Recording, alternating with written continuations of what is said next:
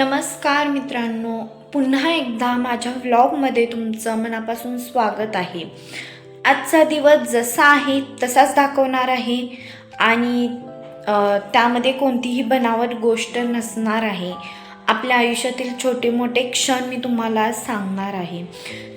तशी सकाळची सुरुवात माझी झालेली आहे. आधी घर आवरून घेते, त्यानंतरनं चहा नाश्ता बनवते आणि आज काही दिवसभरात मी काय काम करणार आहे ते देखील तुम्हाला सांगते. त्यामुळे व्हिडिओ आपला शेवटपर्यंत नक्की पहा. चला सुरुवात करूया. आजची सकाळची सुरुवात देवपूजेने झाली आणि देवपूजा झाल्यानंतर लगेच कचऱ्याची गाडी पण आली. त्यामुळे घरातील सर्व कचरा टाकून झाला. त्यानंतर मी नाश्त्यासाठी मस्त असं उपीट बनवायला घेतलं. सर्वात आधी कढईत थोडंसं तूप घालून रवा छान भाजून घेतला. लगेच रवा घालून थोडंसं त्याच कढईत तेल घालून मोहरी, जिरे, हिरवी मिरची आणि कढीपत्ता फोडणीला घातला. मग बारीक चिरलेला कांदा आणि टॅमॅटो घालून छान परतून घेतलं. त्यानंतर थोडी हळद घातली आणि पाणी घालून उकळी येऊन दिली.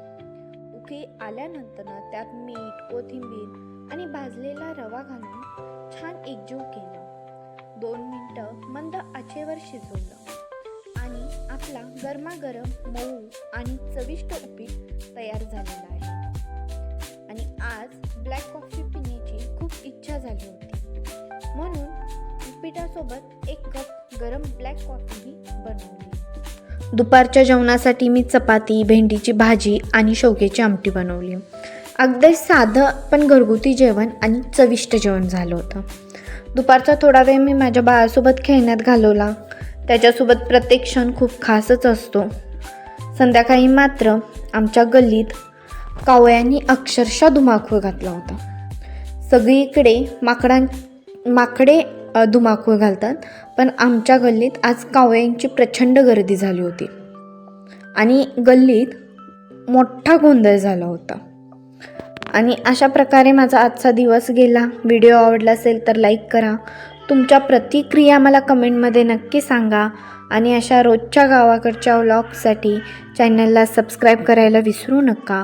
पुन्हा भेटूया अशाच नवीन व्हिडिओमध्ये.